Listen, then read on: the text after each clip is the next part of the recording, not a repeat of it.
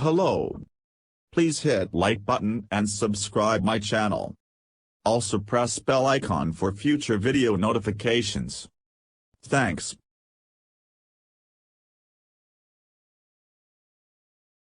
Selfless behavior and cooperation cannot be taken for granted.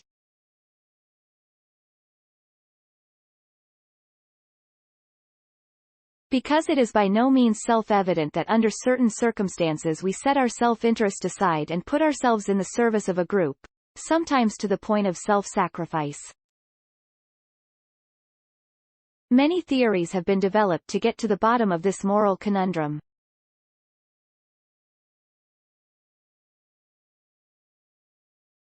There are two well-known proposed solutions: that individuals help their relatives so that the common genes survive, kin selection, and that the principle of, you scratch my back and I'll scratch yours, applies. If people help each other, everyone benefits in the end, principle of reciprocity.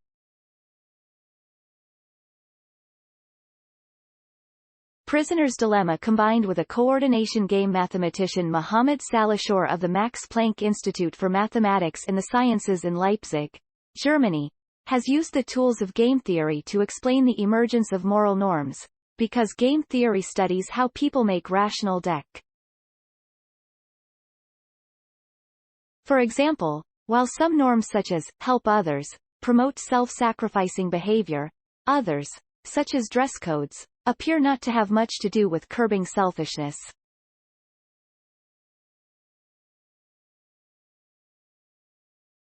To answer these questions, Salihshor coupled two games. First, the classic Prisoner's Dilemma, in which two players must decide whether to cooperate for a small reward or betray themselves for a much larger reward, social dilemma.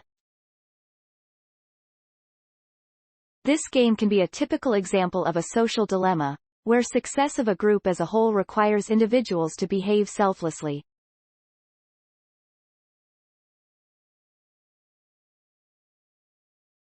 In this game, everybody loses out if too many members of a group behave selfishly, compared to a scenario in which everybody acts altruistically.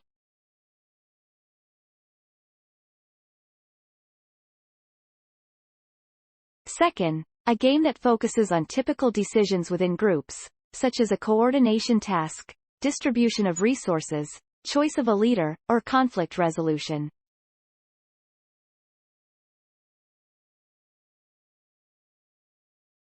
Many of these problems can be ultimately categorized as coordination or anti-coordination problems.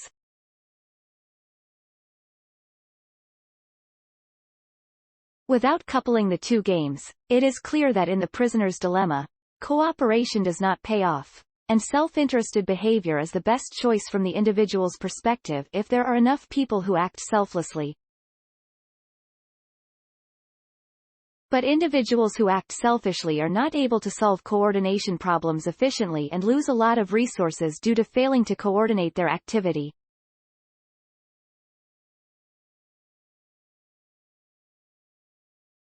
The situation can be completely different when the results of the two games are considered as a whole and there are moral norms at work which favor cooperation.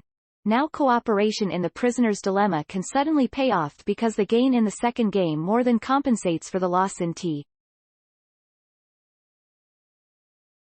Out of self-interest to coordination and cooperation as a result of this process, not only cooperative behavior emerges, but also a social order. All individuals benefit from it, and for this reason, moral behavior pay off for them. Then I observed a sudden transition to a system where there is a lot of cooperation. In this moral state, a set of norms of coordination evolve which help individuals to better coordinate their activity, and it is precisely through this that social norms and moral standards can emerge. This can help improve people's lives in the future, he explains. But you can also use my game theoretic approach to explain the emergence of social norms in social media. There, people exchange information and make strategic decisions at the same time, for example, who to support or what cause to support. Again, he said, two dynamics are at work at once. the exchange of information and the emergence of cooperative strategies. Science Daily, the 18th of November 2022. ift.tt/dgrtrage. Max Planck Gesellschaft. 2022, November 18th. Moral behavior pays off. Science Daily. Retrieved November 18, 2022 from ift.tt/dgrtrage. Max Planck Gesellschaft. Moral behavior pays off. Science Daily. ift.tt/dgrtrage. Accessed November 18, 2022. Thanks for watching. Please subscribe my channel for more videos.